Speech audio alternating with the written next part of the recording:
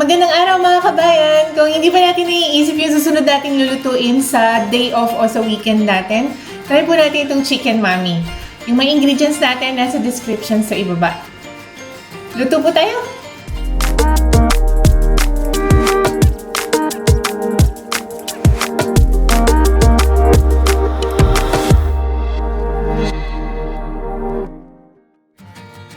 Ang main ingredient natin ay kalahating kilo ng chicken breast.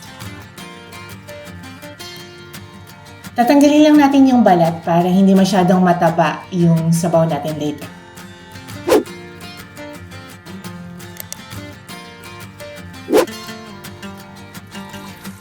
Magpapakulo tayo ng 1 liter of water.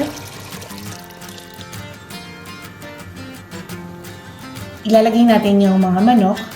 At magbubudbud tayo ng mga 1 teaspoon of salt. Papakuloan lang natin for 30 minutes at ilagay sa strainer. Hihimayin natin at magsaserve to as our main topping for our Chicken Mami.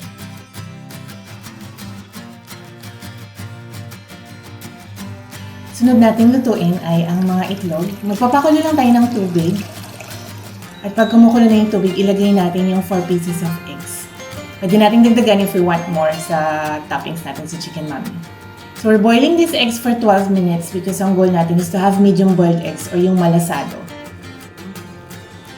After 12 minutes, ilalagay lang natin sa iced water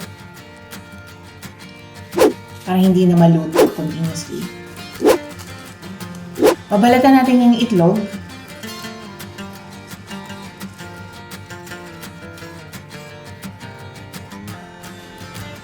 By this time, you can tell na na-achieve natin yung malasadong itlog.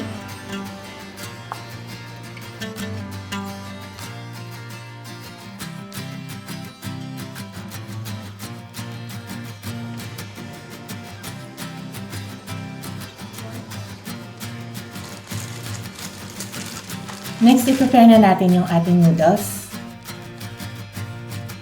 Gagamitin po natin yung fresh egg noodles. This is about 400 grams. And ibablanch lang natin sa kumukulong water for about 5 minutes.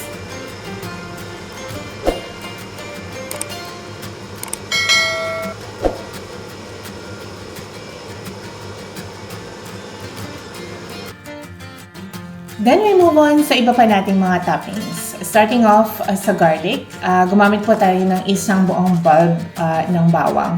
So, mga 10 to 12 bottle ng garlic to. Finely chopped. Pipritohin lang natin. To me, the more garlic, the merrier parate. Especially sa Chicken Mami. Masarap talaga yung maraming toasted garlic toppings. And then, gagamit tayo ng kalahating Chinese cabbage. Slice lang natin.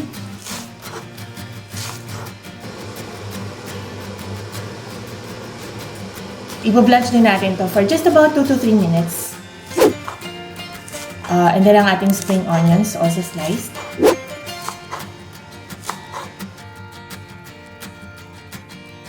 And lastly, we prepare our soup.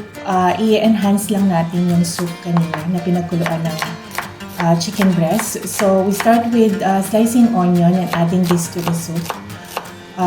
By this time, pwede na natin tikman ulit yung sabaw natin. If we think na kailangan pa natin salt, pwede natin dagdagan. Or if we need chicken cube, we can also do so. At this time, ready na lahat ng ating mga toppings. So, pwede na natin i-prepare ang ating Chicken Mami in a bowl.